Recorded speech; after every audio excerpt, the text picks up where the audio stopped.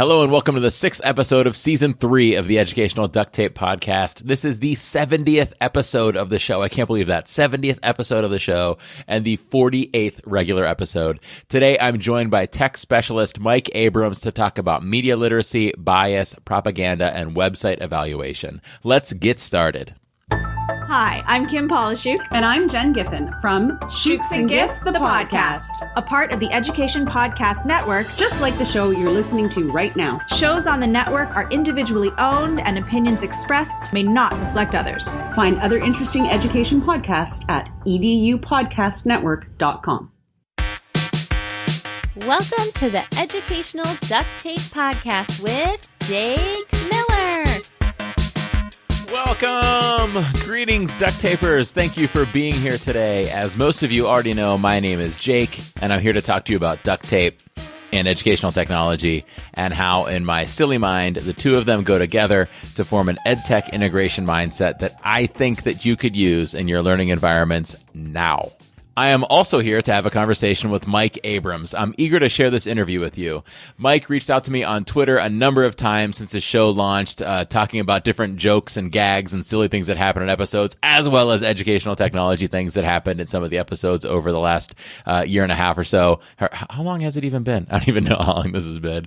And anyhow, when Mike and I realized that our senses of humor and EdTech mindsets were such a match, I decided that he needed to be on the show. We actually did this interview last spring, but the audio files disappeared, some technical difficulties with Zencastr, and despite trying our hardest to recover the files, had to give up and record again this fall. It may have been a cursed interview because we then had technical difficulties that time too, but Mike and I persevered, got it done, and now I'm proud to share the end result with you today. I think you're going to enjoy it. Before we dive into that interview, though, I just want to remind you about the Educational Duct Tapers Facebook group. It's a great place to discuss and share with other educators who share a similar approach to technology integration. If you're on Facebook, you could just search for the group titled Educational Duct Tapers, or you can go to facebook.com/groups/duct tapers. That's DUCTTAPERS. I think that it's a great place to connect with like-minded educators, to discuss topics from the show, to share EdTech successes, and to ask your EdTech questions. Join us, facebook.com/groups/duct tapers. Finally, I'd like to share my upcoming calendar with you. A few days after this episode drops, I'll be a part of Fall Q and the TCCA conference. After this weekend, though, that calendar kind of clears up. So head over to jakemiller.net/speaking if you'd like me to be a part of your event. In a week or so, I'll be launching the 7th cohort of my virtual course called Best Practices and Tools for Learning in All Settings. This course is the product of a partnership with Kent State University's Research Center for Educational Technology and focuses on my 4 MVPs of blended and remote learning: Flipgrid, screencasting, EdPuzzle, and Pear Deck or Nearpod.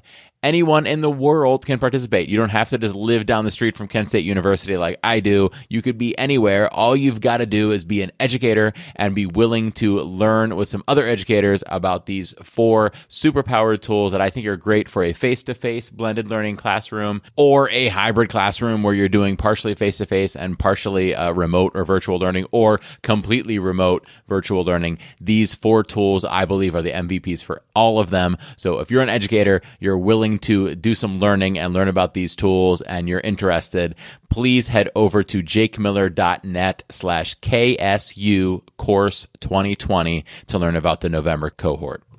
Okay, that does it. Here we go. Let's get started. Oh, sorry. Hold on. Let me just grab my soapbox from over here. Yeah. There we go. That's perfect. Climb up on there. Your favorite author's first drafts are bad. No better than yours. Author, blogger, and entrepreneur Julian Shapiro shared this in a post about writing. He continued, however, they aggressively rewrite their first drafts. This reminds me of what I'm doing as a 100% remote 8th grade science teacher. This is my first time teaching all online. This is my first time teaching science in nearly 10 years. This is my first time doing 200 minutes of required weekly scheduled synchronous instruction for each of my 4 science classes. This is also my first time teaching a CAD class, and you guessed it, doing it remotely with required synchronous instruction. Heck, it's my first time being a full-time teacher in 5 years after transitioning back from being a tech coach. Anyhow, my lessons are bad. Just like those authors' first drafts, many of my lessons are really, really bad. And I bet that you're experiencing similar results if you're teaching remotely, but also if you're teaching hybrid or in person with masks and social distancing or anything. Our job is hard, and our first drafts of our lessons and activities are bad. Again, just as bad as our favorite author's first drafts. That quote went pretty viral on Twitter, but the second sentence wasn't seen by as many eyeballs. Let me share that one again. However, they aggressively rewrite their first drafts. And that's what I'm trying to do right now. I'm aggressively rewriting my lessons and activities. I'm aggressively reflecting and being brutally honest with myself. And I do minor rewrites for each subsequent class that I deliver that lesson to. And then I'm keeping those observations in mind when I plan my next lesson the next day. However, I don't want to make it seem like I'm fixing it all, or like I'm ever getting to a final draft of these lessons or activities, or like the 4th iteration of that lesson is perfect, or that the next lesson is flawless, because there's just not enough time in the day. In some situations, authors write on a deadline. And sometimes, as Seth Godin talks about, the piece gets printed not because it's perfect, but because it's time for it to get printed. And there's no truer example of that than a lesson plan. We teach it not because it's perfect, but because it's time to teach it. So the most important part, in my opinion, is to then reflect on it so that when it's time to teach the next one, we could use what we learned from the last one, and then do even better the next time. It'll probably never be perfect, but it can always be better than the last one because we rewrite. Author James Clear shared Shapiro's original quote and expanded on it. He said, "Your favorite athlete's first workout was just as bad as yours. Your favorite chef's first meal was just as bad as yours. Your favorite artist's first work was just as bad as yours. Keep going." So as educators struggling through what is probably the most difficult year of teaching we'll ever experience, let's keep going. There's one thing that I want to push back on in regard to Clear's expansion on Shapiro's quote. Your favorite athlete's first workout may have been just as bad as yours, but you'll probably never get to where they are now. Your favorite chef's first meal may have been just as bad as yours, but the risottos that you make after some practice may never be as good as theirs. Your favorite artist's first work may have been just as bad as yours, but your future pieces may never end up in a gallery like theirs have. And that's okay too. The point is, we all struggle when we do something first. Seth Godin's first essay, LeBron's first workout, Michael Simon's first meal, Banksy's first mural, Jake's first remote Zoom science lesson with a Pear Deck activity, and the Fast and the Furious EduProtocol and quizzes. Give yourself grace.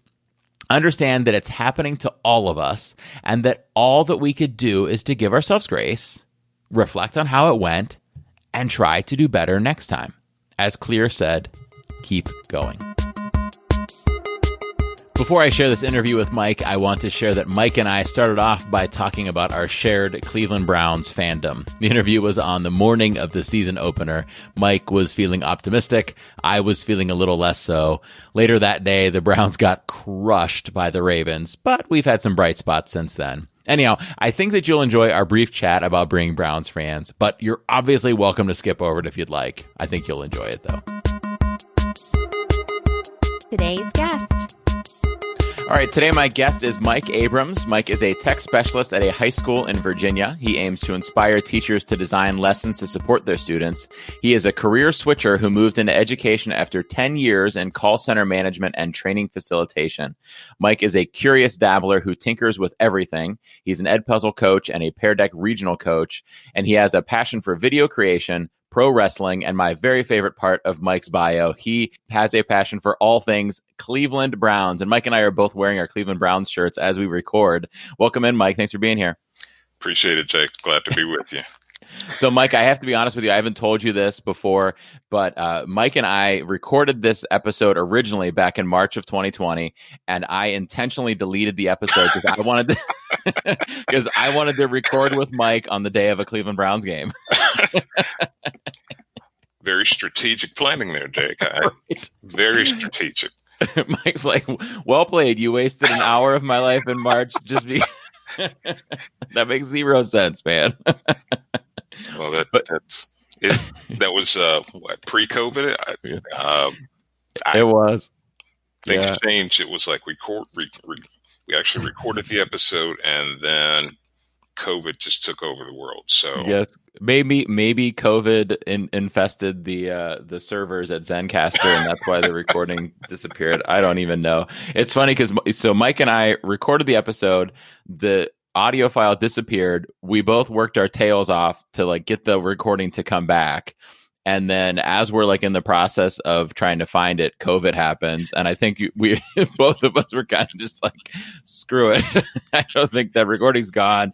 And we've got more important things to worry about now. And we were just talking about it. I can't believe that was 6.5 months ago that we recorded that. And right. 2 weeks later, kind of the world fell apart for us. Oof. Right. But the good news is, Mike, we have some Cleveland Browns to watch today. Yeah, it'll be interesting. The fact that we didn't have preseason. Yeah. There were no expectations that were set like in previous years. So, yeah, I'll be frank. It was, there's football. Right. Okay, that's good. Yeah. I need to take my mind away from, the work and the distance learning that we've been supporting. It's been a bear. It's been very, very challenging. It's been exciting because, you've had an opportunity to really work with teachers and work with students. But at the same time, this is, we're kind of like pioneers. Mm-hmm. This is a huge endeavor, right? So, yeah, and the football thing, this is the least excited I've been for a football season in over a decade. I'm not feeling completely into it, but my oldest of my kids, my 11-year-old, loves everything sports, and he is so excited for today. Like, Dad, are you ready for the Browns game? I'm like, yeah, buddy, sure. I'm ready for the Browns game, whatever. So I think, like you said, like a distraction from the stress and something to take your mind off it a little bit. Absolutely. And sit with my son and enjoy the game. So, yeah, absolutely. And so how, as a Virginia guy, how did you become a Cleveland Browns guy? So you're actually probably closer to the team we're playing today, which is the Baltimore Ravens. You might even be closer to them than you are. Well, keep in mind, I grew up in Cleveland. Okay. So I'm a Cleveland guy. I can tell people stories of when the Browns were actually a very dominant team in the NFL, and people were surprised. It's like, well, if you just do some quick Google searches, the history of football, the Browns are actually, they were very good. Yeah. And so it's a surprise for some people that, don't go back into the history books. They just know the Browns of recent years, the past 20 or so years of them just not being very good. Right. But instead we stuck with the Cleveland Browns, and we've been gluttons for punishment ever since. Absolutely. Getting tortured by these teams. And though for me, it turned into a passionate way to really root against the Ravens. Yeah. Yes. Because it's like, you all stole my team. Right. Okay. Got my Super Bowls. Stole my ring. That should be something that was, there. Right. And, that's just the nature of the beast at this point. And they're like, well, why do you have a passion? Again, look at the history. Look what happened. And, then understand exactly why, there's this complete disdain, this utter inability to tolerate anything Baltimore Ravens. And that also applies to the Bengals, and that also applies to the Steelers. So for those out there who are Steelers and Bengals fans and Ravens fans, I'm sorry. 5% of the listeners just turn this off and they're like, forget it. I'll listen to the next episode when somebody else is on. Not a problem. Mike's like, I'm okay with it. If you're a Steelers fan or Ravens fan, you just go. We don't even need you here. It's like, I feel sorry for you because your time is coming. Your time is coming. I don't know, Mike. I hope it is. You might have a little more confidence right now than I do, but I'm through and through, hardcore, through and through. We'll be there with them. Absolutely. Someday we'll get our time. People are laughing at us right now as they listen. They're like, these guys are suckers. They can laugh all they want because every team goes through it. Yep. I like it, Mike. I like it. All right. Even though we're already giggling and talking about the history of the Cleveland Browns and how we feel as fans and beating up on our favorite three targets, the Ravens, the Steelers, and the Patriots in that order. Even though we're already doing that, we're going to play a little game. You ready for a game? Absolutely. Which of these things do you consider to be less torturous? Okay, we're going to play a game of which of the following is less torturous, which typically goes by a different name, but I can't use that name due to copyright reasons, as you know, Mike, from having listened to the show before. Yep. And today the question is coming from my youngest kiddo, Beckett. I asked Beckett to record a question. Are you ready for a Beckett question? Absolutely. Okay, here we go. I'm going to play it. Which of the following would be less torturous? Having an elephant trunk on your back or having a shark fin on your head? Having an elephant trunk on your back or a shark fin on your head? Less torturous for me. This is easy. Less torturous would definitely be having the shark fin on my head. Mm-hmm. The elephant trunk on my back is, I tend to sleep on my back and... You need like a special mattress that you like tuck the trunk into. Or you'd have to cut a hole into the bottom of the mattress in order for me to be truly comfortable. Right, and you'd have to go in trunk first, and it would have to like come down through the hole and like stick out the side of the bed or something. Absolutely, and so to me it just would be a torture. And let me ask this: maybe you can ask your son, do I have the ability to smell out of that trunk? I think it's a functional trunk. I think it's a completely functional trunk.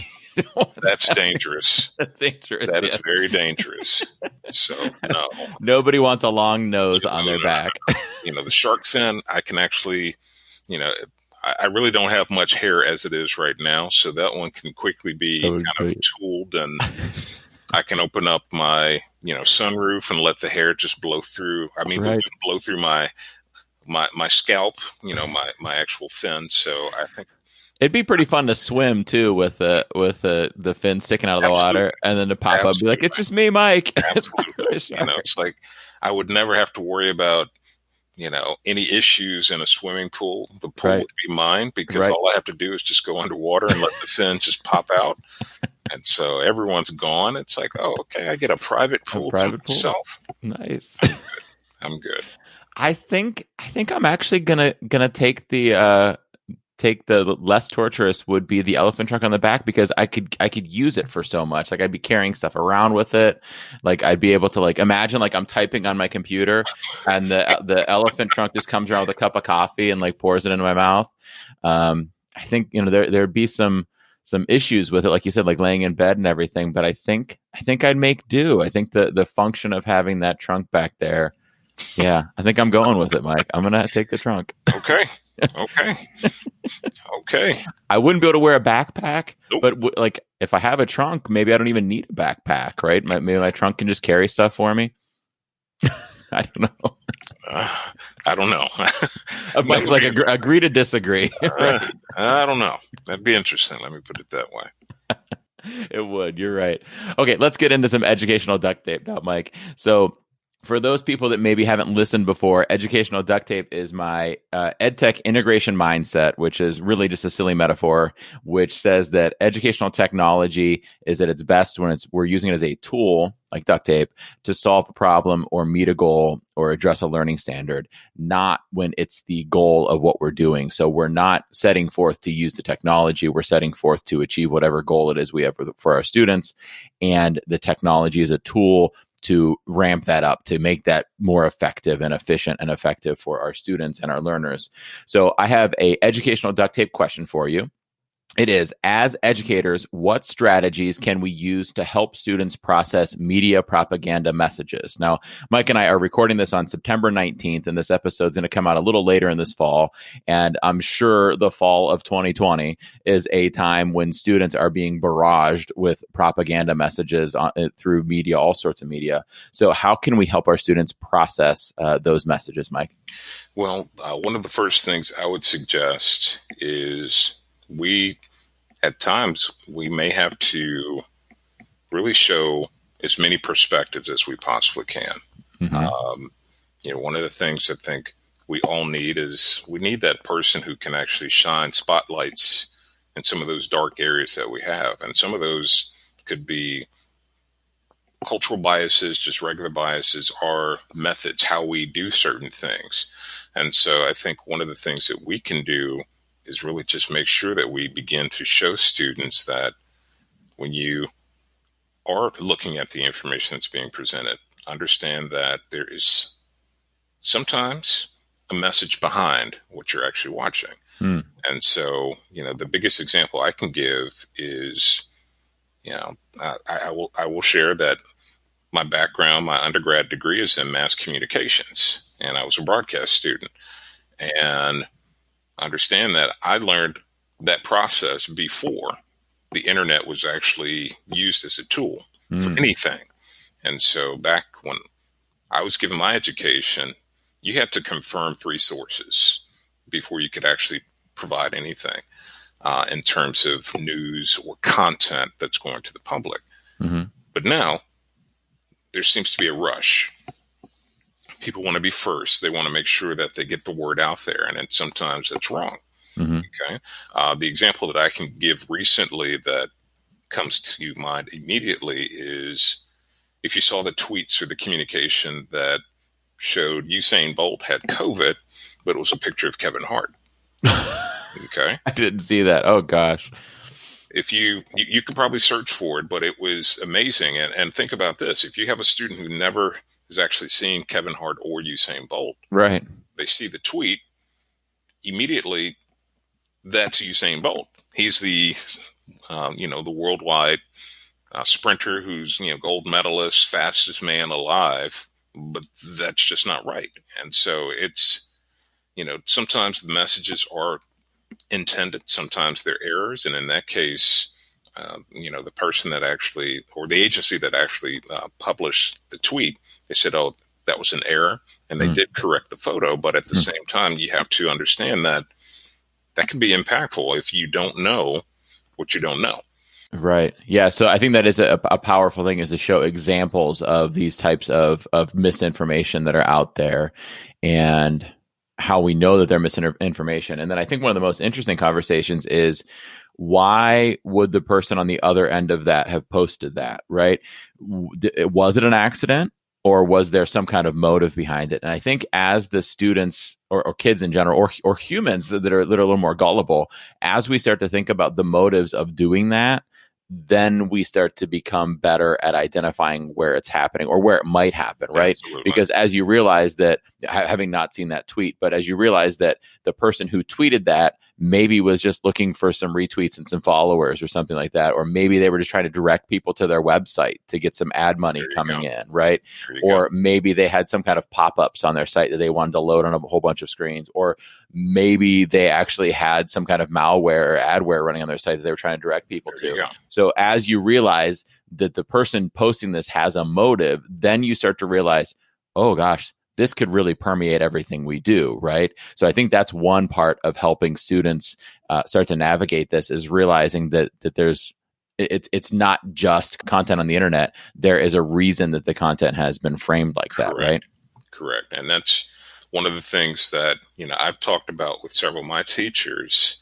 It's like, you may want to use some, very vivid examples.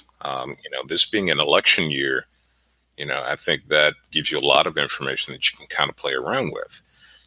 I've stopped watching the news because, from my perspective, I understand exactly how the news is developed and really the process and everything that goes into it. And one of the things I've found is that depending on who's in that news director chair, they dictate exactly where the news comes from, what's provided, what's being shared, how it's being shared. Now, take that up a couple of levels. Fox News, MSNBC, CNN, okay? They all give messages. They all are supposed to be news agencies, but if you take a look and look specifically at similar stories or the news of the day, you're going to get a different spin depending on which channel that you look at. Now, throw another perspective in. Let's take the worldwide type news. Compare CNN, MSNBC, Fox, and then you watch the BBC. You will see significant differences in how the content is being presented. Not to say that they are not accurate. It just depends on what's important and who's behind that message. So to me, that's another example. You can show some basic clips and say, hey, make some observations. Let's have a discussion surrounding that.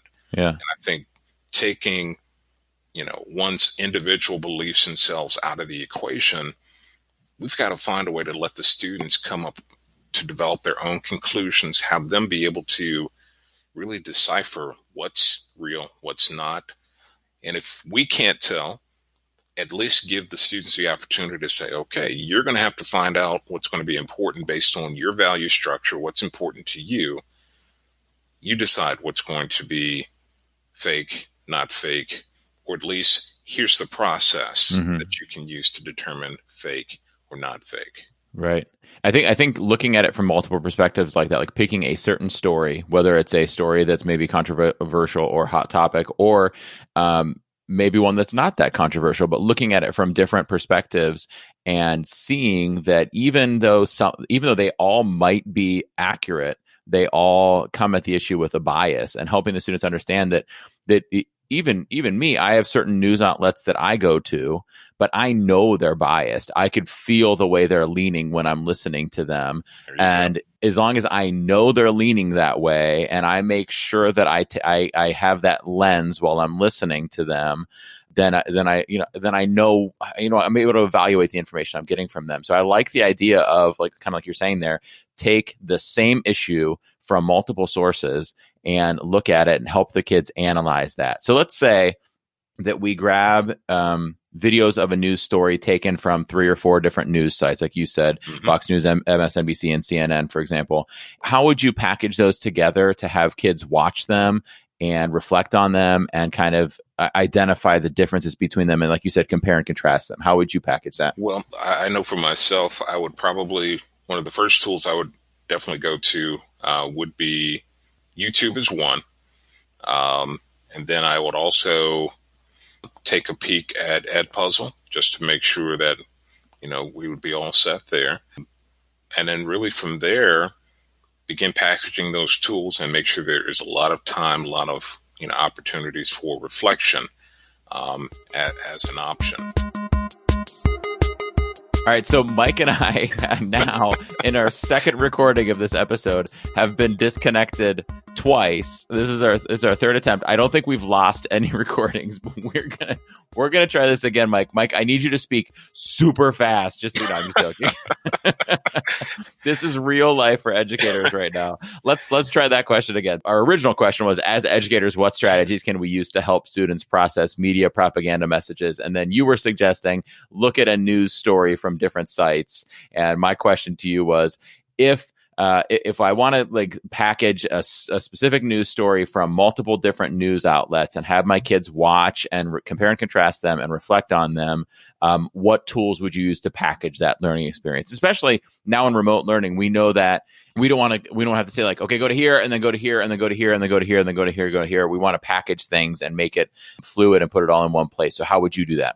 Well, I'm just thinking that maybe the technology threw some other ideas into mind. One of the first places I would go would be EdPuzzle. Okay. Because I can actually throw a number of different pieces of, questions or reflection opportunities for the students, so they can actually take a look at a clip, reflect upon that clip, share their actual experiences or thoughts with that. That can be a nice, wonderful, complete package where, you can have those multiple clips set up as multiple activities so that you can get what you need to get from the kids. also consider packaging all of that content into maybe a Google site, where you could actually break it down and just, add additional content so that you could actually keep that as a resource. So when students have those questions, they have those concerns, they can easily get to that. So one thing that bums me out about using EdPuzzle for this is that EdPuzzle can only be one video at a time, right? Correct. So let's say that we really are doing the same news video from 4 different sources. That's got to be 4 different EdPuzzle activities, unless you download them from the internet, edit them together, and upload them into EdPuzzle, which is, some copyright gray area right there, and is a tedious process to go through. Maybe gray area is not a strong enough word, but there's no way to put them all together in EdPuzzle without doing some editing yourself. So the idea of a Google site, this hadn't struck me until you said it. You could make those 4 different EdPuzzle videos and embed them into the Google site, right? So they're all on one page, and you say, just go work your way down the page. That's definitely an interesting way to do it. Or it could just be, it doesn't have to be EdPuzzles. It could just be the videos embedded into the site. But that's a good point. You could put it right into the site and kind of package them all in the same place. And I would probably think about, some of the other resources that are actually available, for the listeners, if they've never Googled or done research on the Save the Pacific Northwest Tree Octopus. That's a resource that I have used with students to really help them decipher what's real, what's not real. Because if you do a Google search for that, you would initially, and I know how kids function in terms of what they do when they do their searches. They just take the first thing, and they generally kind of run with that. What's interesting is that if you do a search for the tree octopus, you'll find that there's a website. The website looks valid. It's up to date. The information is actually, whoever maintains it continues to add content so that it looks like it's a valid site. When you do the Google search, they show images, they give you information, and it's like, oh, okay, this must be something that's actually true. But once you get down to what I like to call beyond the fold. There was a term when I was in school, when newspapers were the thing, the media that we actually went to.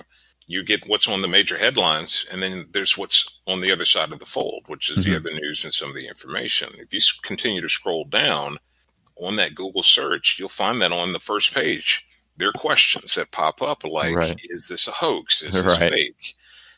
If your users are familiar with using Snopes.com, same types of situation. That's also another wonderful resource that you can use to provide that information for students to say, okay, is this fake or is this not fake? Is this real? Or, if you have concerns, Snopes has been around for years. Right. And they have dispelled many different types of rumors, or at least provide support. I think it's credible. And at least, you can pull that information up and take a peek.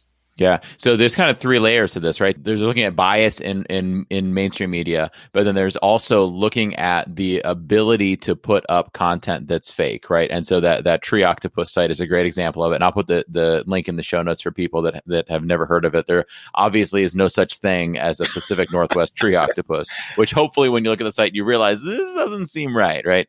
But it's a great site that lets kids look at it and think about the fact that anybody could put anything on the internet and then be investigators. And then the third layer is something like Snopes that does I think 2 things. One is prove that this permeates our culture enough that a website is needed just to tell us when things are not true. Absolutely. But it also shows us the ways that they determine something is not true, right? And how, when you look on Snopes, they often cite sources to show why things are not true. Like they're very journalistic about explaining why things are or are not true or are misleading. And I think it helps kids develop those skills, but it also just becomes a tool for them to use. Like, I'll check it out on Snopes. I can't tell you how often a family member posts something on Facebook and I go directly to Snopes because I'm like that. But and that's what the kids need to learn, is that feeling of going like, Pacific Northwest tree octopus, that doesn't seem right? Yeah. And then if you have that inclination at first, then you need to run with it and investigate it, right? Absolutely. But I think that's one of the things that's missing. Yeah.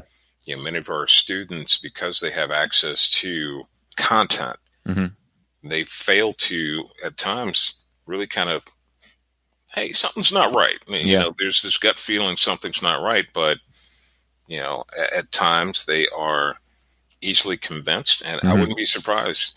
I think they're going to be a mini of adult that does the same exact. Yeah. They see it. It must be true. And I think we have a history that has shown that, people, there are times we're gullible. Yeah. And that's unfortunate because it's like, okay, let me take a quick peek. Yeah, because it's easier to be gullible than it is to be, I don't know what the opposite of gullible is, but it's easier to be gullible than to investigate these things. It takes less time to just be gullible and just believe it and to assume the good in everybody. It's much more convenient that way, but oftentimes it leads you down the wrong path. Absolutely. I want to throw out two other websites, Mike, that I like in that same vein. So there's the Pacific Northwest Tree Octopus site.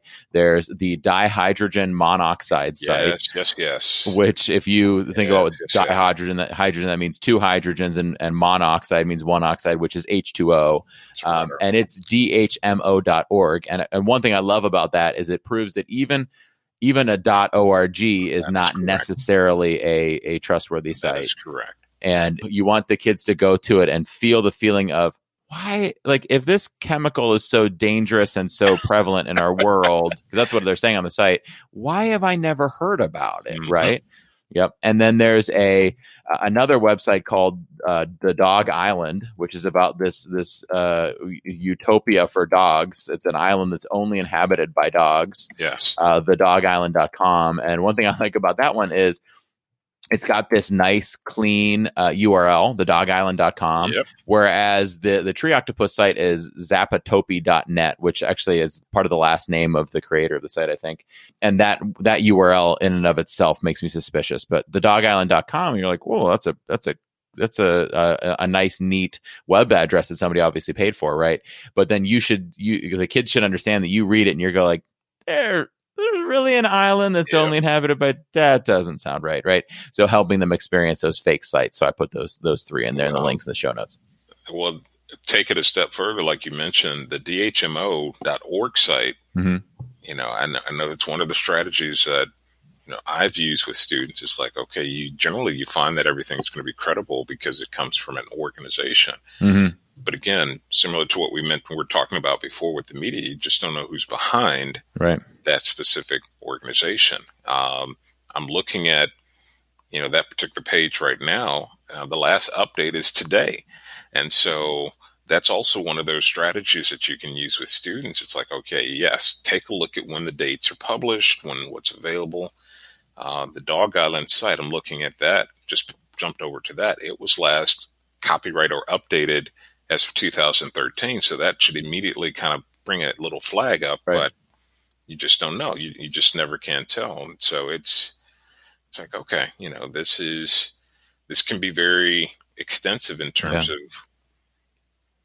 deciphering everything. And so those are hopefully a couple things that folks will be able to do and use to support what they need. So what I've done with students in the past is have them make like an infographic of, in the future, when I look at websites, how am I going to determine if it's trustworthy, right? How am I going to determine if it's worth citing as a source in something I'm working on?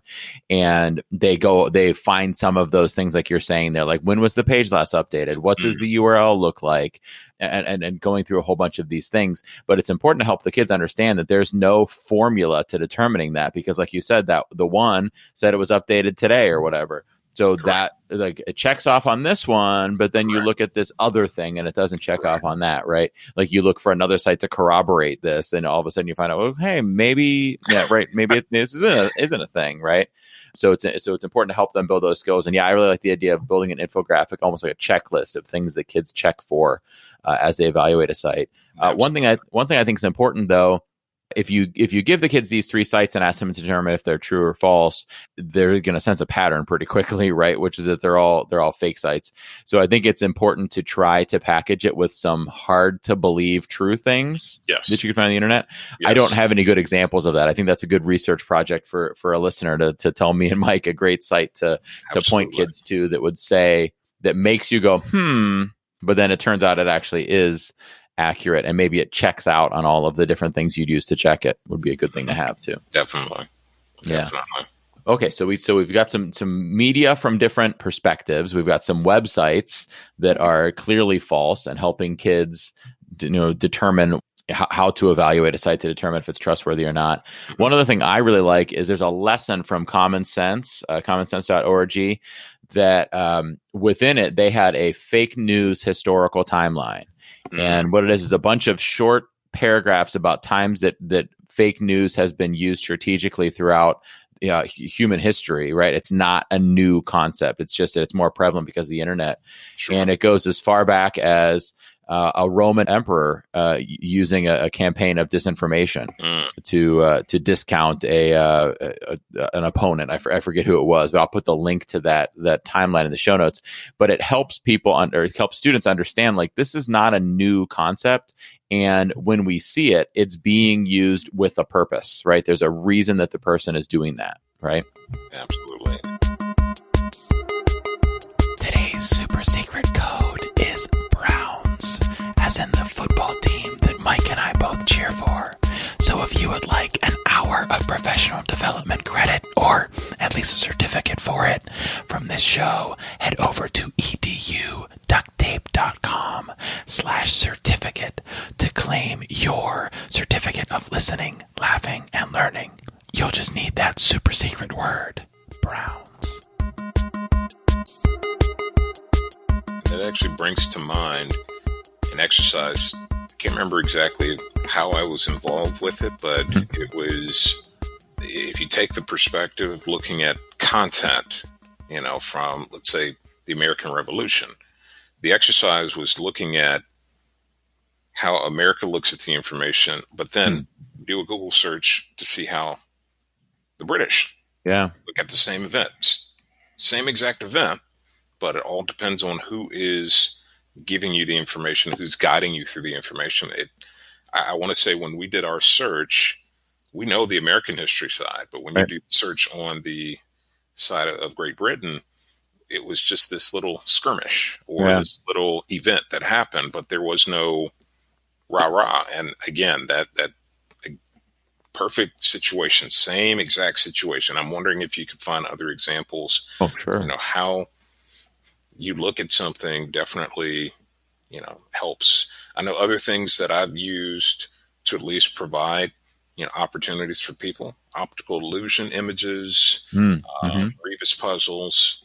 Those are just a few other small, very quick and easy. Put this up, tell me what you see. I think for me, the big one is just the conversation that surrounds whatever you're putting together, and making sure that that is a part of that entire process. And that hopefully will, provide at least some additional support to give students that opportunity to say, okay, I do need to look at it from multiple views, multiple perspectives before I can come to a final conclusion. Right. Yeah. And that helps them see that there are two different things happening there. Sometimes there's two accounts of the same thing, both of which are factual in nature, like the American Revolution, right? Great Britain's not denying it, and America's not making it up or anything like that. We just have different perspectives on it. And then there are things where they literally are fake with an intent behind it. And it's important for students to know, and humans in general, to know that and identify those things. Yeah. I think one neat activity would be to have kids make up their own, whether it's fake news or perspectives on something from two different, or I'm sorry, not perspectives, but maybe propaganda on something from two different perspectives, and maybe keep it, maybe not go with something as touchy as the presidential election, but it could be something as silly as one group of kids supporting people eating tacos and one group of people being opposed to tacos. I don't know. I'm just pulling something out of a hat here. I wish I could pull a taco out of a hat. That'd be nice. If I could have a special hat that I could pull a taco out of. But having kids develop some media of their own to tell a story from two different perspectives. Absolutely. Right. Absolutely. I think that, so one thing that comes to mind with this kind of stuff is that some schools are fortunate enough to have a class where these types of things can be dove into deeper. but a lot are not, right? So I think we could think of a lot of ways to fit this into a lot of subject areas too. You gave a good example of doing it in the social studies classroom, right? With something like the American Revolution, where there's obviously two sides to the story. And so it's easy to have half the class take on one perspective and the other half the class take on the other perspective. Sure. But then I think that would go through a lot of different classrooms. I think you could find a way more plentiful in some subjects than others, but even in science, you could take obviously, and certainly in science, and I teach 8th grade science, and this year we'll be talking about evolution and Darwin's work. So it's very easy to look at that from two different perspectives, right? But even even in math class, you could look at equations or datas or things like datas, plural of data is not data. Look at it from multiple perspectives and have one group of kids tell a story from one perspective and the other from the other, and just help them understand what that process is like, and then they'll hopefully be able to identify it more. There's two sides to every single story, but the truth falls right in the middle. Yeah. And so,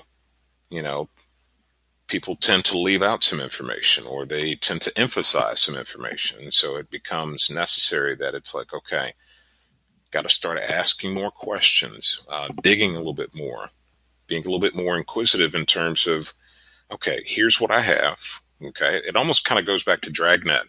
Just need the facts, ma'am. Just only the facts. And so, that opportunity to really just say, okay, here's what it is. Let's take a look. And so giving students the opportunity to look at those source materials and then be able to come up with their own conclusions, that's all I'm asking for. Right. I'm not going to tell you you're right or wrong, because quite frankly, that's not for me to do. I have my own opinions. But at the same time, I also want to emphasize that students need to be able to do that for themselves. And I don't want to impart my wisdom, or I shouldn't say wisdom, that sounds a little arrogant, but impart my views. You've got lots of wisdom, Mike. It's okay. We all have wisdom in some capacity, but I think I don't want to impart my specific views on them. I want them to have that moment of self-discovery when they find out, wow, we talked about this. Right. Wow, I see exactly why this perspective is important, but I also see why this is important, which really begins to develop what's in here for the student, what's at the heart of the matter, so that they can think about it and understand how to progress and move forward. Yeah, and helps them be able to navigate kind of the waters that we live in now, right? With social media and things like that, and Absolutely. We're supporting them in looking at things and understanding the perspectives of everybody involved, and having a deeper understanding of their own perspective, so that they can react to those things appropriately. Right? Yes, I think about there are days when I may be one of the last people who actually goes to Yahoo. I go there primarily for fantasy football. Right, me too. But take a peruse down the stream of content that they offer. There are so many ads that are strategically placed into what they want you to see. Again, that message is, I want you to click here. Right. The titles are somewhat believable. And I've actually met a person that was her job. She was responsible for creating content. Oh my gosh. For me, it's like, oh, that's creative writing. But at the same time, I'm also like, okay, wait a minute now, but you're actually creating content. And so one of those strategies that I picked up is, okay, maybe do a screen capture, take the image, do an image search, see what happens, because you will find that some of those images are stock photos, or some of those images have come from, another reliable source, but then being put into that message, and then the entire story is transformed. Yeah, it happens all the time. I'm pretty sure if I could pull it up right now, I could find an image, we could do a quick search, and it's I'm sure. Yeah. That's connected to something completely different, which was an actual event. But whoever took the event took the photos, and then that person who took the story and created their message, hey, this is an actual image that is available. I can use it. It's maybe available to the public. There is no copyright. Right. Let me just use it. And that's exactly what they do. And it's right. like, you have to think, again, question. It's like, does that really make sense? Yeah. But again, the talents that those people have as part of their creative writing, they make it seem believable. Right. But it's just that small little detail.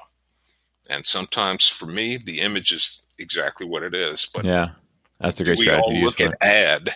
It clearly says ad right at the top of it. Right. But a lot of people just glaze over it, and they take it for what it is. Right. And so it's important for the student to think, why would this be here if it's not true? Yes. And once they understand that almost everything they're doing online is monetized in one way or another, then they start to understand, oh, well, maybe it's not all true. I mean, it's not all true, right? But that's a good example. I've never thought about doing that. It's on a lot of websites, but Yahoo's a good example of it. And some websites, it's not even marked as ad. You scroll down to the bottom of an article, and the article was a legit news article, and you get to the bottom of it, and you see these links that are clearly fabricated stories or sensationalized to get your attention. Or sometimes I'll see a lot of them that reference the town that I live in, about like guess what happened in Kent, Ohio. Yes. And I'm like, this seems so obviously they know where I am. They're putting a sensationalized story that I've somehow never heard about from here, and having those conversations with the kids. And the kids get interested in that kind of stuff. Yes, and then as they develop that interest in it, then they start to become more effective investigators of what they're seeing online, I think, too. Absolutely. Yeah. Absolutely. All right, Mike. Well, this is fun stuff to talk about, but you and I have to go get mentally prepared for a Cleveland Browns game, right? I'm going to make sure that I'm prepared for a win today. That's probably the big change, because over the years, the history, the losses seem to add up very quickly. I'm used to that, so let me change my mindset. And you got to make sure you act right if we win, right? It looks like. The sad thing, though, Mike, is everybody's listening to this and they already know the outcome of this game and maybe one or two other games after it, and they may well be laughing at us, or they may be patting us on the back. We have no idea. This is not for us to know. But we should just record. We should re-record this part of the show from multiple perspectives. Like, how about the Browns season? We're doing great, right? And then we can record it as like, man, what's going on with the Browns this year? We'd use either way. There you go. There you go. All right, Mike. Well, thanks for being on the show today, and go Browns, buddy. Absolutely. Take care of yourself, Jake. Thank you. Well, it turns out that Mike did not need to get his mind right for being a winning football team that day, because we got shellacked, as we like to say, by the Baltimore Ravens on a particular day. But then we won 4 straight games, which was exciting, and then got crushed by the Pittsburgh Steelers. So I don't know. This is the life of a Cleveland Browns fan. But anyhow, I am so glad that I finally got to have Mike on the show after multiple attempts to get this recorded and to your earbuds. I am glad and proud to share the great wisdom that Mike shared with you. I hope that you enjoyed it. I hope you head out there and follow him and let him know what you think about his plans to have a shark fin on his head, maybe. Now for my favorite part of the show. As much as I enjoy talking to Mike, this is my favorite part. This is the celebration of the adjacent possible, which is our turn to hear from the duct tapers and connect our ideas together, which is what adjacent possible is. It is when I share with you and you share with me and we share with each other and we all hear each other's thinking. The adjacent possible happens. That means more things are possible because of what we're being exposed to by what's around us, and we are around each other as members of this shared community that we call the duct tapers. So there are 3 ways that you could participate in this celebration of the adjacent possible. The first of which is leaving a review for the show in Apple Podcasts. The second of which is sharing on social media, whatever social media you prefer, with the hashtag #EduDuctTape. And the third of which is participating in the educational duct tape Flipgrid topics that I have associated with the show. Let's start off with an Apple Podcast review. And this one comes from a Mrs. Huckabee, which I think is friend of the show, Amy Huckabee. That's just my guess. Anyhow, Mrs. Huckabee titled her review, "This podcast is transformative." And the review says, "Every episode will give you something new for your toolbox or another way to use the tools you already have. Your skills will multiply. The things I've learned and passed along have elevated my students and staff, and I'm so proud of everyone. Thanks, Jake." And thank you, Mrs. Huckabee, for that review. It's that last piece there, that I'm so proud proud of. Everyone is so awesome. That the things that we have shared in this show, my guests have shared in this show, have been elevating what she's doing and elevating what her students and staff are doing, and that pride that you feel when everybody is growing in their use of educational technology to enhance the learning environment. That's so exciting. Thank you so much for sharing that. I've got one more Apple Podcast review ready to go to read in the next episode, but then there won't be any more. So hop on over there if you haven't done that yet and leave a review so you could hear it read on an upcoming episode.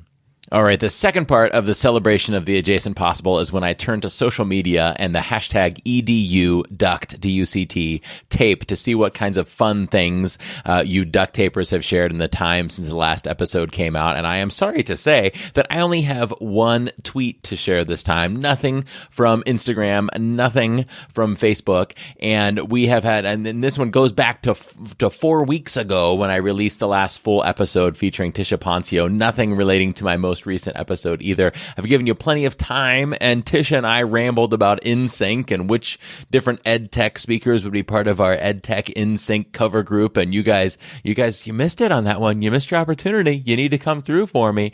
I feel like I should give you some prompts this week to work with. You could start a tweet off with, "Dear Mike Abrams, here are my thoughts on your Cleveland Browns fandom." Or, "Dear Mike Abrams, why would you choose a shark fin?" Or, "Dear Jake Miller, can you handle getting your podcast produced without losing all the recordings?" Or anything like that. And you just got to include the hashtag EDUDuctTape and preferably my Twitter handle, which is @JakeMillerTech, or social media handle, depending on what app you're on, and Mike's, which I believe is @AbramsTank95. It's in the show notes. I'm doing this off of memory right now, though. But this week, I do have one tweet to share with you, and it comes from the guest from the episode in topic. So literally, duct tapers, I have to turn to my guests for the fun tweets. So here is Tisha Poncio from 4 weeks ago in our last full episode @TXTechChick, and she shared the episode and said, "So, what's your favorite student digital portfolio tip? Throw in your favorite 80s band too,"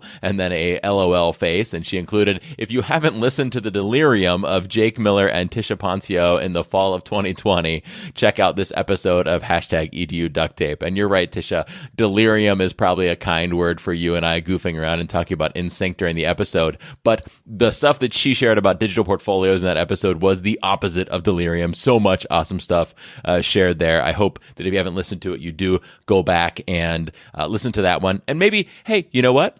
You could also tweet to us and let us know who you think should be in our EdTech InSync group. Or was it? It wasn't InSync. It was New Kids on the Block. Am I mixing up my boy bands? You could also tweet to me and talk to me about that. I don't know. Whatever you guys want. Or you could share with us about your favorite digital portfolio tools, as Tish and I shared a whole bunch in there. Or maybe you want to share with us about what you think about the Northern Pacific tree octopus or Dog Island or any of those things that Mike and I talked about today. Who knows? Who knows? Our last part of the celebration of the adjacent possible is where I turn to the educational duct tape Flipgrid grid and see what y'all have shared on there. No new shares, but we do have some old shares that I haven't turned back to recently. And so we're going to dig some of those back out of there that I never got to on the show and share some of those now. I will point out, guys, I know how busy you are. I joke around about wanting to get out there and tweet or leave a review for the show, and I know we're all crazy busy. I'm crazy busy. I am exhausted at the end of my school days, and asking you to go out and do things like that maybe is a huge ask. So I understand that you're not on Flipgrid doing those things, but we do love to connect with you. So I'm turning back to pre-pandemic here to a very early message that came from friend of the show, Sarah Kiefer. Sarah left this question way back at the beginning of the very beginning of the podcast, 60 some episodes ago. And asked us this question. And to be honest, I was holding on to this question to be the primary question for an episode, but kind of decided that maybe it didn't fit to be the question that I ask a guest. And so now I'm pulling it back out so that I can ask you guys. So I'm hoping that you guys will have some answers for Sarah that we can air in the next full-length episode. So what you do is listen to Sarah's question, and then if you've got an answer, go to the show notes, find Sarah's name in the list, and you'll be able to click on it, and it'll take you to Sarah's Flipgrid response, and then you could reply to Sarah with your reply and tell her what you think. Tell her what suggestions you have, and then not only will Sarah see it through Flipgrid, and will I see it through Flipgrid, but I will share it in the episode for everybody to hear. So first, let's hear what Sarah's question is. Take it away, Sarah. Hey Jake, it's Sarah Kiefer from Cincinnati. I think a great topic that you could cover with one of your guests would be the question of screen monitoring. Do you ask your district to buy it? What if they won't? Are there alternatives? Do you have suggestions? What if people do want to buy it? Do you have suggestions of better ones? I know that's a popular topic of conversation with a lot of the teachers that I work with, and I know that it can be a pain in a one-to-one classroom if you aren't prepared and you're not sure what you're in for. Thanks, and talk to you soon. Thanks for that question, Sarah. It's kind of interesting to revisit that question now. She originally left it in, I think it was January of 2019 when she actually asked that question, so more than a year and a half ago. And now our landscape has changed so much because of COVID and because of remote learning and stuff like that, that people's opinions on screen monitoring programs have probably changed drastically. And so it'll be interesting to hear what you guys think as you respond. So I'd love to hear your thoughts. Is there a tool you're using? Is there a tool you wish you were using? Do you have an opinion on these tools? Can you compare some of the tools? I'd love to hear your responses. There is a time limit on the responses, so that we don't want to hear like 10 minutes about every tool that's out there. But if you could call in and give us a snapshot, that would be great to hear. But before we get to that, I do want to share a response that somebody did leave to this Flipgrid when Sarah originally left it. So Sarah left this in January 2019, and shortly thereafter, another friend of the show, Manny Curiel, who's actually been an episode or a guest on an episode since then, left a response to this. And here's part of what Manny had to say about it. Hey Sarah, this is Manny. I thought about buying Go Guardian, I believe it was called, screen monitoring for students. My principal was not a fan of screen monitoring, and now that I'm a technology coach, my director of technology is not a fan of screen monitoring. And so Manny kind of encapsulates one reason why I was a little hesitant to even bring Sarah's question up on the show when she first asked it, because I know there are differing opinions on whether or not you should use screen monitoring programs. So a little bit of my opinion here. I think that some educators who have access to screen monitoring programs overuse them and look at them too much and spend too much time focusing on them and consider them as too much of a gotcha tool. And if that's the way you're going to use it, and if that's the way the teachers you work with are going to use it, that it's probably better to not have it. I do think, on the other hand, that there are some great ways to use it. And one of them, I think, relates to formative assessment, right? It's hard to help a student with regular content area skills if we can't assess where they're already at. And I think the same, to an extent, goes for good decision-making with uses of the computer. And if we can't identify where the student is being impulsive or making mistakes with their computer usage, sometimes it can be difficult to support them in making better choices and work with them to get better. And a screen monitoring program could support you in doing that. Now, it's not the only way to do that, and it might not even be necessary to do that. We certainly know that in lots of schools, teachers are having success helping students build good decision-making skills with the use of technology without using a screen monitoring program. I mean, look at me and my own children in my house, right? I don't have a screen monitoring program where I'm watching my children while they're doing the remote learning work, and they're being responsible and they're trustworthy and they ask before they visit new websites or use new apps or things like that, because we have built systems in. But sometimes it's not true of all of our students. So a screen monitoring program may be a good tool to help you with that. Also, in my own practice as an educator, the screen monitoring program that my district has, I find that I don't use it every day during remote learning. I definitely don't use it every class period. When I do use it is sometimes I use it as a spot check because I can't look at the kids' screens in person. So if I want everybody to go to a certain website and I want to make sure everybody's there before I move on, I might open up in the background my screen monitoring program and go like, yep, I see that you are all on quizzes or whatever it is that I want them to get on. And then I go like, okay, now I'm ready to move on with the lesson because I've done that spot check. In person in class, I can just look over their shoulders and see those screens up all around the room. But in remote learning, I can't. So that's a nice thing there too. Another is, especially in remote learning, if I have a certain student who has not connected to an activity who is not present in a Zoom meeting or who is not responding to chat, and I'm like, hey, what's going on here? then I'm going to go check on them in that screen monitoring program so that I could follow up on them and take next steps. My goal is not to get them in trouble for not participating, and I'm not even likely to tell my administration that this happened. I'm likely to say to the kid, hey, I noticed you were watching YouTube videos during class. We really need to prioritize your learning. Is there some reason that you chose a YouTube video over participating in the lesson? Is something going on today? And try to have a discussion with the kid about why they made that choice. And sometimes things come up like, I wasn't feeling great, or I was feeling frustrated, or I was feeling overwhelmed by the lesson, so I chose to do this instead. Or the kid might just say, like, I'm sorry, I made a mistake, I'll fix it. And those discussions are often beneficial. So sometimes those are really helpful instances of having that in place there too. The other part is focused browsing with these tools, right? We might be able to, when we're doing some kind of assessment or something, lock the kids into just a site, okay? And there's pros, like, you can make an argument over whether or not you should even be doing that, right? If something is Googleable and cheatable, maybe you need to do a better job of making your assessments. And I hear that argument, but sometimes that's not always realistic with the workload that us as educators have. And the final thing that I think comes in here is we do have some students who we know are super impulsive with their technology, and those kids might even tell us they are and tell us they need help. And so the focused browsing options these tech tools give us can be beneficial for these students who need it. But the important part is doing it for the students who need it, not being heavy-handed with it, and not using it as a gotcha tool. I don't think that screen monitoring programs are a necessity, but I do think that there are some benefits to using them. I think it requires careful use, to be deliberate and thoughtful about how you're using it and how you communicate the use of it to your learners as well. So if you would like to respond, give us your thoughts maybe on just the use of screen monitoring programs in general. Maybe how they're best used, or some bad ways that you've seen them used, or some good ways to communicate the use of them to students or to parents, your thoughts on using them in remote learning or in-person learning, as well as certain tools that you like or don't like. Please click on the link to Sarah's Flipgrid video in the show notes.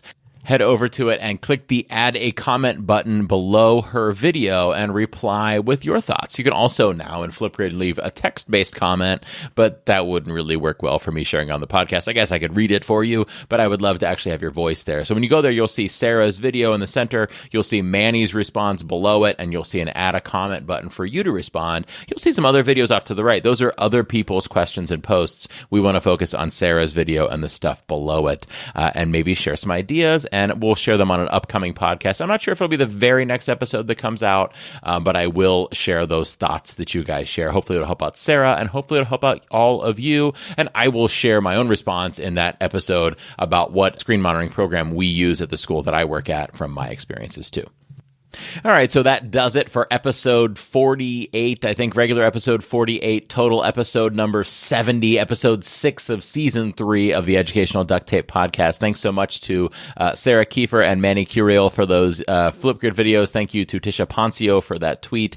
Thank you to Mrs. Huckabee for that Apple Podcast review. And huge thanks to Mike Abrams for being a guest on the show today and for being ever so patient with our technical difficulties. And thank you for listening. Please continue to stick with us for the show. If you haven't already subscribed, please do that. If you haven't left a review or tweeted about the show or posted on Instagram or on Facebook or joined the Educational Duct Tapers Facebook group or participated in that Flipgrid, please hop over to one of those and do that. We'd love to have you truly be part of this duct taper community by participating and connecting more and more with the show. Finally, in closing, as a parent, I am grateful for what you do for your students. As an educator, I am proud of the time and hard work that you're putting into doing better and better each day for your learners. Thank you for everything you do, and I will see you in another episode in about a fortnight. We'll see. See you soon.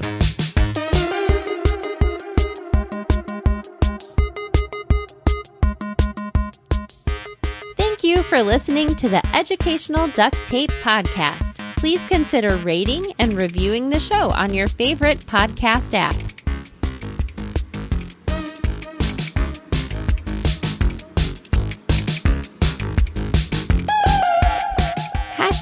#EduDuctTape.